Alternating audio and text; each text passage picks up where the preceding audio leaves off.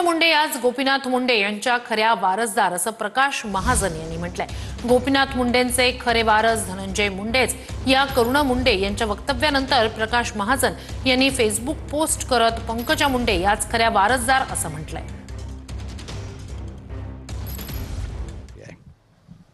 कोण करुणा मुंडे? आमच्या माहितीत तरी त्या धनंजय मुंडेंच्या पत्नी असं आहे। अच्छा, जो ते असे आहेत तर त्यांना त्यांची मर्यादा माहीत नाही का?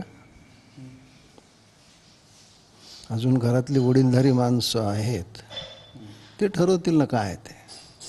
माझी त्यांना एवढीच एक विनंती आहे की ज्यांना ते आपला पती मानतात त्या पतीची आबरू वेशीवर टांगू नका। एवढं जरी केलं तर खूप झालं। बाकी गोपीनाथरावचा वारस कोण आहे ते ठरवणारे आहेत ना बाकी लोक, तुमची गरज नाही। कुटुंबातील सदस्य म्हणून त्या बोलले असतील हे? मला माहीत नाही असं कुणी नावाचं कुटुंबात सदस्य आहे म्हणून। जेवढी माझी माहिती तेवढी असं कुणी सदस्य नाही आहे कुटुंबात। पण कुटुंबातले सदस्य याच्यावर काहीच बोलत नाहीत, कारण कुटुंबात अजून ज्येष्ठ सदस्य हयात आहेत। तुम्हाला काय वाटते मग, गोपीनाथरावांचे खरे वारसदार पंकजा मुंडे की धनंजय मुंडे? हे पहा, गोपीनाथरावच्या वडिलोपार्जित जायजातीवर तर वारस गोपीनाथरावचे पुतणीच आहेत। बाकी कसलं वारस पाहिजे अजून? राजकीय वारसा नाही, तुम्ही थोडा प्रश्न वेगळा विचारता। हा प्रश्न कुणी सुरू केला? हा प्रश्न छगन भुजबळनं सुरू केला। करुणा मुंडे कोण आहे? अगं मुंडे आडनाव माग आहे। दुसरे कोणी म्हणलं असतं आतापर्यंत लोकांना घरात दगड टाकले असते। मुंडे आडनाव असल्यामुळं तिचा असा काहीतरी गैरसमज झाला की आपण काही बोललं तर लोक ऐकतील। मुळात हा विषय छगन भुजबळनं सुरू केला। छगन भुजबळनं बीडच्या सभेमध्ये जे वाक्य बोलले, छगन भुजबळ हे स्वतःला स्वर्गीय मुंडेंचे अत्यंत जवळचे मित्र म्हणवतात। मी एका कार्यक्रमाला त्यांच्यासोबत स्टेजवर होतो। तो कार्यक्रम काही वर्षापूर्वी सिन्नरजवळ शिंगोटे काहीतरी गावाचं नाव आहे, तिथं स्वर्गीय गोपीनाथराव मुंडेचा एक पूर्णाकृती पुतळा उभा केला आहे। त्या सभेत पंकजाची तोंड भरून स्तुती केली। तिथं तर असं भुजबळ म्हणले नाहीत की धनंजय मुंडेच गोपीनाथरावचा वारस आहे।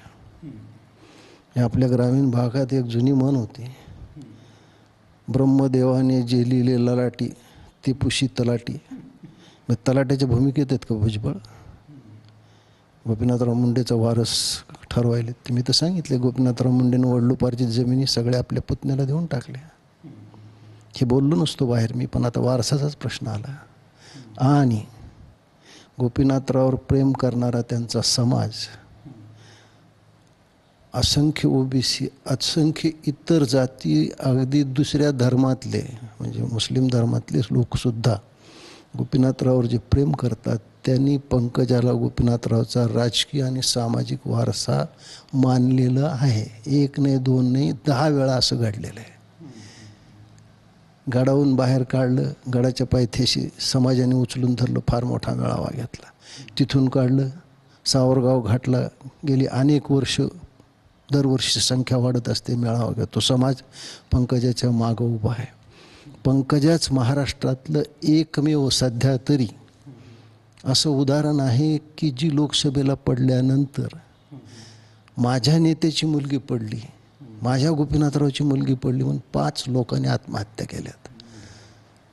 भुजबळाच्या म्हणण्याने आणि कोणत्या करुणा मुंडेच्या म्हणण्याने असं वारस बदलत नाही। आणि दुसरी गोष्ट अशी की आत्ताच बहीण भाऊ एकत्र आलेत, त्यांचं प्रेम वाढीस लागावं, कारण भावाचा आधार बहिणीला आणि बहिणीचा आधार भावाला आवश्यक असतो।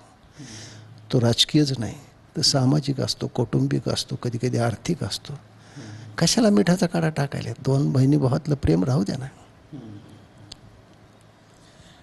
दुसरा एक यातला प्रश्न की जे आपल्या संस्कृतीमध्ये मुलगा मुलगी हा भेद केला जातो, या भेदातून तर हे मुद्दे समोर येत नसतील? नाही, आता तो तसा समाज विचार आत्ता करत नाही। समाजसुद्धा खूप पुढारलेला आहे, समाजातसुद्धा ती जाणीव आहे। पण अडचण अशी आहे की पंकजा एक स्त्री पडते, तिला राजकारणात काही मर्यादा पडतात। दुसरी गोष्ट की गोपीनाथरावचा तो वारसा तिच्याकडे असल्यामुळं ती सहसा शब्दाने कोणाला दुखवत नाही.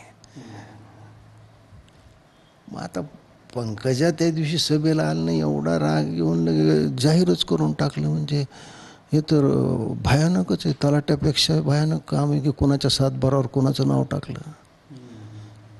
मला सांगा भुजबळ साहेब, उद्या प्रकाश महाजन येवल्यात आले आणि त्यांनी तुमचा वारस जाहीर केला, तुम्हाला चालेल का? असं नाही करायला. म्हणजे भुजबळ जर खरंच स्वर्गीय गोपीनाथराव मुंडेचे मित्र असतील तर त्यांनी हे करणं हे बरोबर नाही.